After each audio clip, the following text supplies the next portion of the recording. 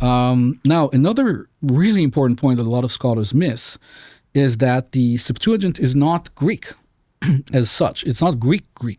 It's Judeo-Greek. For people who are new to this stuff, can you explain what the Septuagint was? So the Septuagint is this translation of especially of the Torah, of the first 5 books of the Hebrew Bible, into something that is Greek related. Okay. And the reason I'm saying Greek related because it's not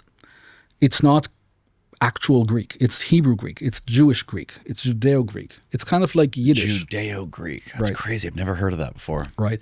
It is. So I come from classical studies, and so I studied classical Greek for a long time. Mm-hmm. And so for me, coming into and reading the Septuagint or the New Testament, which is an extension of the Septuagint in terms of its language, it was almost shocking. It was almost uncomfortable. For anyone coming from classical Greek or from Greek to read the Septuagint, because it's not, in some cases, it seems to be wrong. It seems to be badly written. Right. Some of the terms that it's using don't make sense in Greek, but when you know the Hebrew term behind it, it's an exact translation into the Greek of the Hebrew term. Interesting. So it's Hebrew. It's really very much. I'm sure a lot of people listening to this know about Yiddish. So Yiddish is Jewish German, right? It's a German language, but adopted by the. I didn't even know that. Yeah. So okay. So Yiddish is Jewish German. Okay. And it's It's based on the German language, but it has a lot of words in Hebrew, also kind of sprinkled in, and that's the same thing with the Greek of the Septuagint. It's not so. For Ptolemy or anyone to commission a work that would be written in a Jewish Greek, not in Greek, makes little sense. Yeah, why would you create some new Jewish Greek? Why wouldn't you just make it into real Greek? Right, so that was probably the Greek that was spoken by the Jews of Alexandria. So it was written for them. It was not, so that's the language the Greek that they had for their own identity in Alexandria. And there was a pretty large community of Jews in Alexandria from the beginning, from Alexander. Alexander had Jewish mercenaries with him, and he gave them land, or at least he settled them in Alexandria. And so this language that it was translated into is not Greek, and that's extremely important to realize. And unfortunately, in many cases, that is not really. People don't realize this as they should. So when you want to compare Hebrew to Greek, how much Hebrew literature is there from that time? Oh, that's a great question. The Dead Sea Scrolls are from when again? So the Dead Sea Scrolls are later. They're like 200? Yeah, I mean, some people date really the first fragments to late 3rd century. I'm not sure I would necessarily subscribe to that dating. It's all based on the scripts, on the format of the script rather than anything else. Like how much, like when it comes to Hebrew versus Greek, like how much, I don't know, how much philosophical text, medical text, legal text do we have in Hebrew? Almost nothing. Nothing. As medical text and philosophical text as such prior to the, to the maybe 2nd century before the Common Era. It starts, maybe if I want to be really generous, late 3rd century before the Common Era. But it's hard to date these things, of course. And why do you think that is? Well, first of all, we don't really have a lot of Hebrew anywhere before the Dead Sea Scrolls. Hebrew was not a dead language. That's a really great question, and it's not. It wasn't completely dead. Some people obviously knew it because they were able to write the Hebrew Bible using Hebrew. But the language that was spoken by the Yahwistic people living in Babylonia or Egypt or wherever was Aramaic mostly. Most of them spoke Aramaic most of that period. In Babylonia, there was still some Akkadian that was being used, of course, even into the Persian period. But Aramaic was the lingua franca. It was the language that was spoken all over the place, and the language that, for a lot of people, it became not just lingua franca, but also lingua materna, meaning the mother tongue. And so Aramaic was the central language for everybody. And we do have Aramaic text, of course, also among the Dead Sea Scrolls. Hebrew was more of, I wouldn't even say liturgical language. We don't have any proof that it was liturgical language anywhere. That's an important point to make. It could have been, but we don't have any proof of that. But clearly it was preserved somehow because people were able to write the Hebrew Hebrew text. Now, again, I'm not also.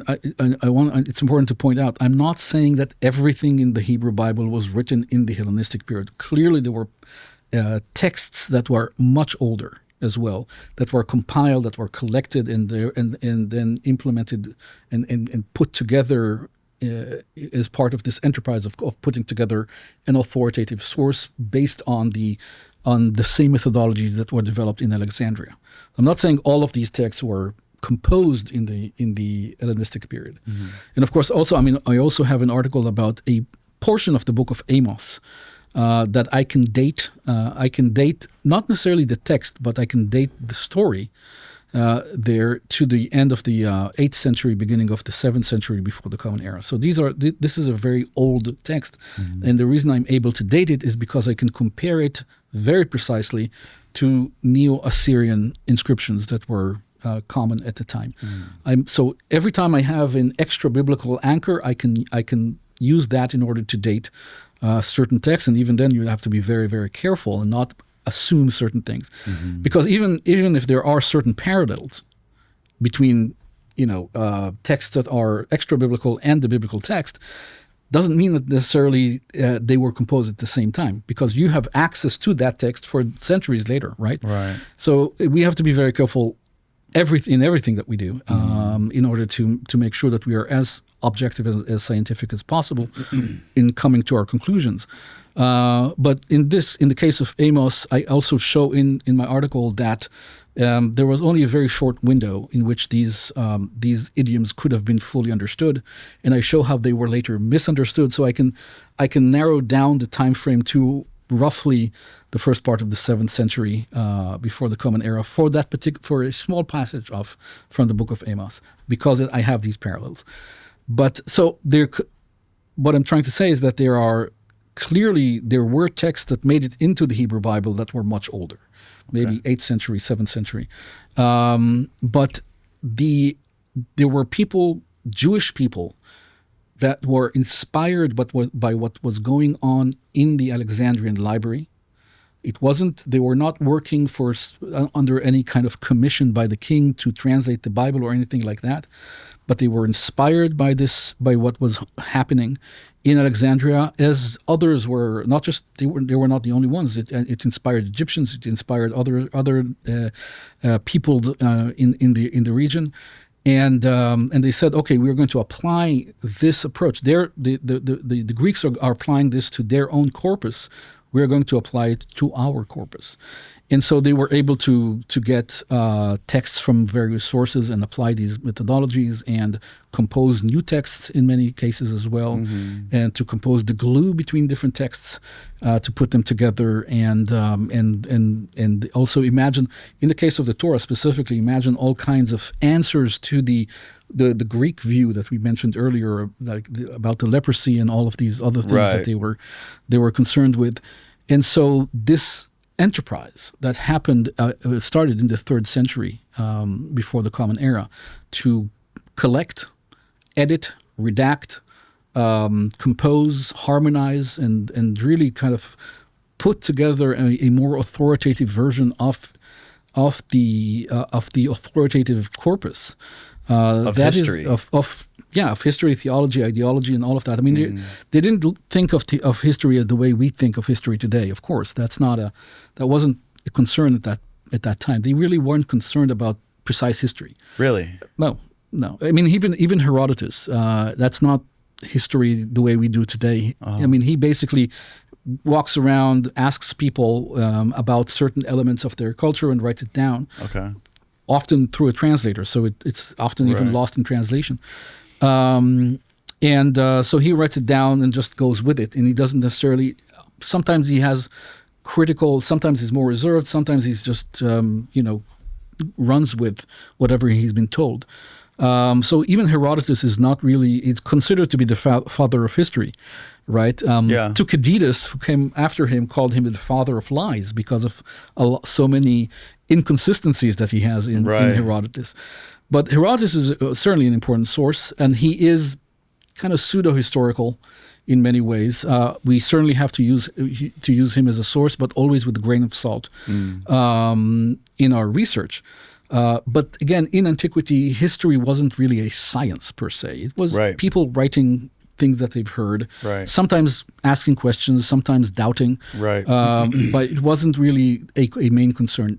In the case of the Bible, it was more about identity. It was about building identity, about establishing their own kind of cocoon, ideological cocoon, in parallel to the Greek one. Right, the Greeks were doing the same thing with with their sources, with Hesiod, with Homer and other sources, and they were looking at this critically at these different critically in for their day, and the Jews were simply just applying the same methodology to the sources that existed, or they would develop new sources. So a lot of this, I mean, according to my research, certain important layers within the Pentateuch, within the Torah, are newly written in the Hellenistic period, like the story of the patriarchs that we mentioned earlier. That is so Hellenistic, in its overall features, and so. These were composed, I believe, in the Hellenistic period, but other elements that found their way into this narrative could be older.